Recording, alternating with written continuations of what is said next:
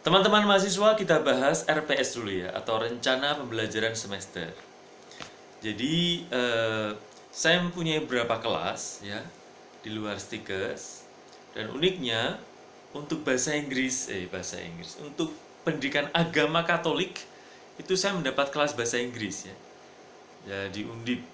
Ya, tapi ya sudah nggak apa-apa, saya akan terjemahkan untuk kalian. Ya. Jadi sebenarnya karena latar belakang saya itu S1-nya Teologi dan Filsafat, ya, S2-nya itu Psikologi. Jadi kelas saya itu eh, kelas-kelas psikologi rohani begitu ya. Mata kuliah etika, mata kuliah bioetika, mata kuliah eh, ilmu komunikasi, mata kuliah eh, psikologi pendidikan, dan seterusnya. Nah, untuk pendidikan agama Katolik, itu saya mendapat di gereja-gereja biasanya. Ya.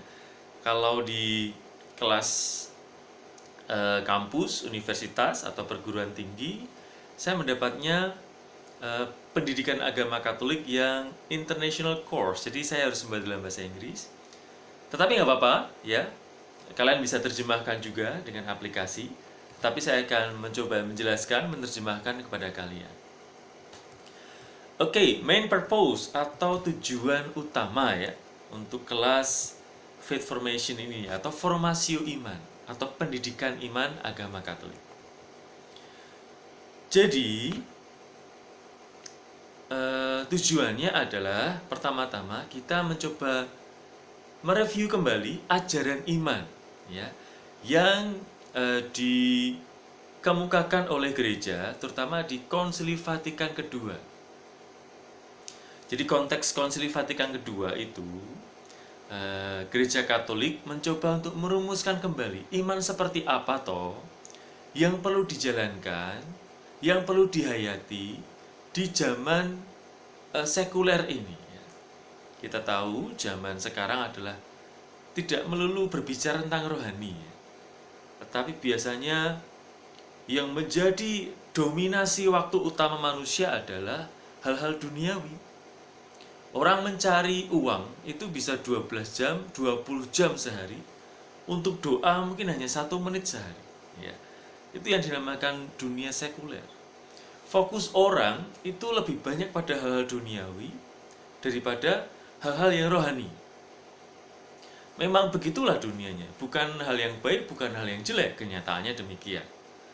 Oke, misalnya apa lagi? Untuk mengurus relasi ya. Misalnya orang bisa pacaran, misalnya chatting di WA itu sehari itu bisa berjam-jam. Tapi untuk doa bisa lupa. Nah, jadi untuk mengantisipasi manusia terjebak dalam hal-hal duniawi semata, jiwanya kering kan, maka Vatikan kedua, Konsili Vatikan kedua mencoba untuk merumuskan kembali penghayatan iman seperti apa toh yang perlu manusia jalani. Oke. As part of Ecclesia Semper Reformanda, sebagai bagian dari gereja yang selalu memperbarui diri, ya, this class will facilitate students to learn from the history of dynamic relationship between the church and the world. Nah, lalu kelas ini akan mencoba untuk mempelajari hubungan antara gereja dan dunia. Jadi gereja bagaimanapun hidup tumbuh di dunia kan. Tetapi semangat dunia itu tidak selalu sama dengan semangat gereja.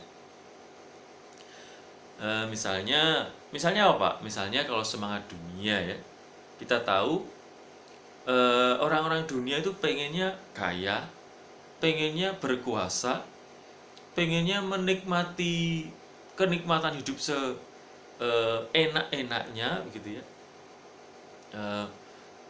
Pengennya belanja sebanyak-banyaknya, pengen penghargaan yang sebesar-besarnya. Nah, itu dunia, semangat duniawi. Pengen enak gitu ya. Nah, kalau gereja apa? Kalau gereja pengen rendah hati, pengen hidup sederhana, ya kan? Seperti Yesus itu, teladan kita kan.